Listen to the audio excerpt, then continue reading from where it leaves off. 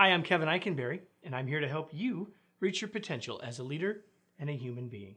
Welcome to Remarkable TV. Today we're talking about leadership and a fountain pen. Yeah, a fountain pen. Are you ready? Let's get started. Well, our series continues of people issuing me challenges to take items and connect them to leadership and create lessons and therefore videos of them. And so today we have Amanda Bondi to thank for the challenge of the fountain pen, and for that we'll send her a journal. So I went through a phase several years ago of being all into writing with a fountain pen. I thought they looked cool in my pocket. I kind of liked writing with them, and so I went through a phase. I'm not really using them now. In fact, there's no ink in this one at this moment, but it does give me proof as a prop. So let's talk about what we can learn from fountain pens as leaders, okay? And I have 5 lessons for you today. The first lesson is leaders need to write. Yes, a fountain pen is for writing, clearly, and leaders need to write. We need to write as a way of communicating. Now, we might not use a fountain pen, we may type or whatever, but we need to communicate in written word more than ever as leaders. And we also need to write to clarify our own thoughts, because thoughts are fuzzy, words bring clarity, and as we start to write things down, we clarify them for ourselves and for others. Leaders need to write. Second, leaders need to slow down. Most leaders need to slow down. Some need a little more sense of urgency, but most leaders are probably running a little quicker than they need to sometimes. And here's what I know about a fountain pen. You can't write as fast with this as with most any other kind of writing instrument. You have to slow down a little bit in order to make the fountain pen write, in order for the ink to flow and all those things. You got to slow down. Fountain pen writing is slower than writing with any other instrument. And as leaders, sometimes we need to slow down too. Number 3, leaders need to adjust.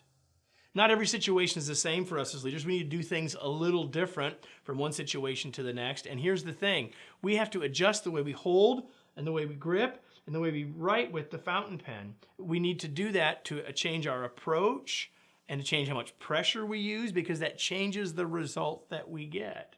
See, if we adjust our approach and perhaps how much pressure we use as a leader, it'll change our results. Hopefully we use the right approach to get the best results. Number 4, leaders need to consider history.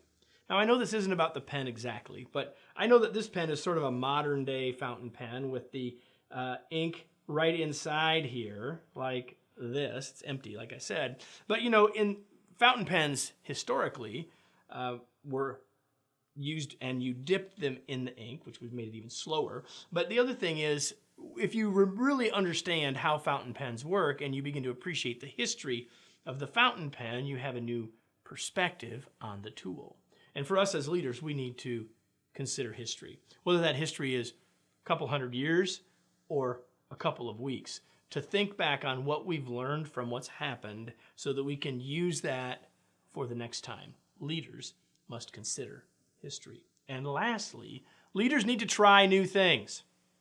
Now, when I got into my little fountain pen era, my little phase, right? Some people would go through a blue phase. I went through a fountain pen phase. When I went through that phase, it was like a brand new thing to me, because I'd never used a fountain pen, and then I had to learn how to use it. And I think the lesson for us as leaders is to remember that the old can be new again. And so along with the considering history, if we're willing to try new things, even sometimes things that people have tried before but we haven't tried, we might learn something, we might create something even new and even better. Leaders need to try new things.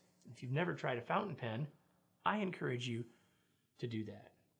5 lessons from a fountain pen. There you go, Amanda. You didn't think I could, but I did.